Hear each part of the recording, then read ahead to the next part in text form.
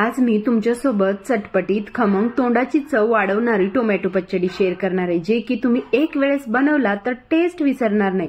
तर सगळ्यात अगोदर इथे मी 15 ते 20 हिरव्या मिरच्या स्वच्छ धुवून घेतलेल्या आहेत। आता हे असंच मी भाजून घेते। त्यानंतर 1-2 मिनिटांनंतर 1 चमचाभर तेल घालायचं आणि चांगलं आपल्याला भाजून घ्यायचं आहे। आणि त्याचबरोबर इथे 15 ते 20 कढीपत्त्याचे पानं घालायचे आणि ते सुद्धा मिरच्यासोबत भाजून घ्यायचे। हे भाजेपर्यंत आपल्याला ना दुसरी तयारी करायची, जे की इथे मी अर्धा किलो टोमॅटो स्वच्छ धुवून घेतलेले आहेत। आता आपण अशा प्रकारे काही कट करून घ्यायचं, जास्त मोठे करायची आवश्यकता नाही आपल्याला। तर अशा प्रकारे आपण हे टोमॅटो कट करून घेतलेले आहेत। आता मिरच्याला बघू शकता, पूर्ण मिरच्या चांगले भाजलेले आहेत। आता आपण हे काढून घेऊ।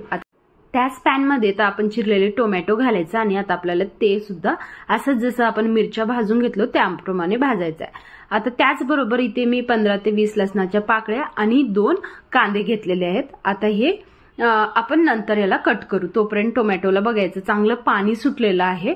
आता मी काय करते, 1 चमचाभर तेल इथे घालत आहे। जास्त तेल सुद्धा आपल्याला लागत नाही, तुम्ही बघू शकता। जास्त साहित्य नाही आणि जास्त तेल सुद्धा नाही, एकदम चटपटीत। हे ना तुम्ही भाकरी सोबत, चपाती सोबत, भातासोबत कशासोबतही खाऊ शकता, इतकी टेस्टी ही चटणी असते। टोमॅटो थोडेसे हे शिजलेले आहेत। आता मी काय करते, एक लिंबाच्या आकाराची चिंच घेतलेली आहे आणि स्वच्छ धुवून घेतलेली आहे, इथे ते घालायचं आणि त्याचबरोबर आपल्याला इथे चवीपुरतं मीठ घालायचं। नंतर घालू नका, लगेच मीठ घाला, जेणेकरून त्याचं सुद्धा पाणी सुटेल आणि टोमॅटो चांगले स्मॅश होतील। आणखी बघू शकता टोमॅटो चांगले स्मॅश झालेले आहेत। आता आपण ना हे थंड होण्यासाठी ठेवू।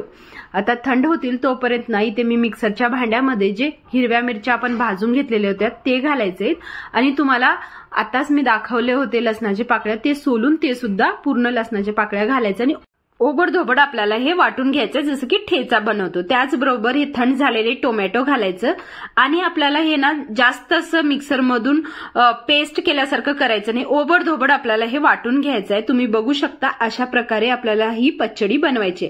आता मी काय करते, पूर्ण पचडी घातलेली नाही, म्हणजे काढून घेतली नाही, थोडीशी ठेवलेली आहे, कारण आता ना इथे आणखी खूप छान टेस्टी होण्यासाठी 2 कांदे जे आहेत ना उभे असं चिरून घेतलेले आहेत आणि पूर्ण असं मोकळं करून घेतलेलं आहे कांद्याला।